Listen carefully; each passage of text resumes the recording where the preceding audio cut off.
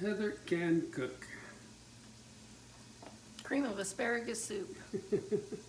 I have here in the pot a half a chopped onion. I'll tell you about that in a minute. I have Butter. I have flour. I have 2 cups of chicken broth that I saved from when I cooked chicken breasts for the enchiladas last week. It's been in the freezer. I thawed it out. To that I've added 2 cups of the water that I cooked the asparagus in. Okay, so 4 cups of brothy kind of stuff here. And I have my leftover chopped asparagus, which is cooked quite a bit more than I cook asparagus just for eating it as a vegetable. You want it, you want kind of semi. Butter in here? Yeah. The onion, the half onion I have sauteed in in 3 tablespoons of oil mixed with 3 tablespoons of butter. The butter gives it the buttery taste without you using all butter. But you can use all oil if you want. You don't have to use the butter if you don't want the extra animal fat. I half and half it. It's an old French trick. Yay, France. Okay, so why so much, you might ask? It looks like I'm drowning the onions, not sauteing them. It's a good question. It's because the oils mixed with flour create what's called a roux, R-O-U-X. That's the thickening for your soup. And you want about a tablespoon of flour to each tablespoon of oil that you've used. So in this case, I used 6 tablespoons total. I'm using a generous half cup of flour.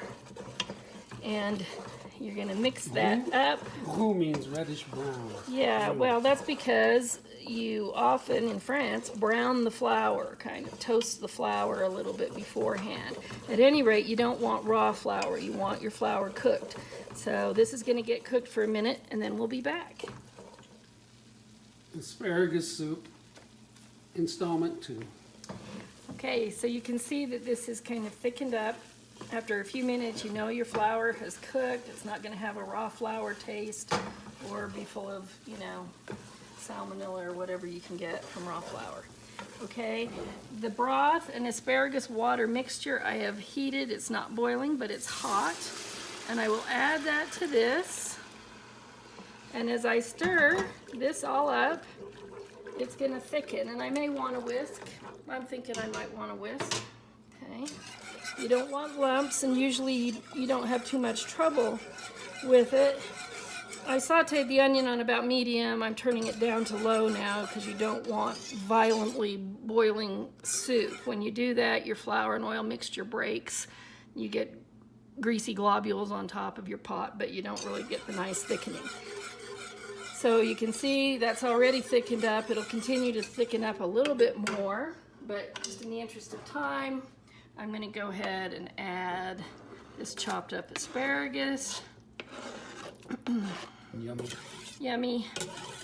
Okay, so I actually did this on purpose this time. Asparagus was only 98 cents a pound, so I bought, more than we would eat at a meal so that I could do soup.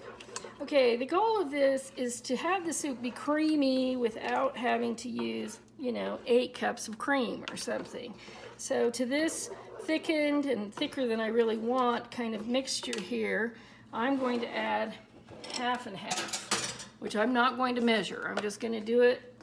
I'm eyeballing it as I go until I like the consistency. Maybe a cup so far, and that might be all I add. You don't have to use half and half. You can use heavy cream if you want, or you can use milk, or you can use more broth if you don't want, to have the fats.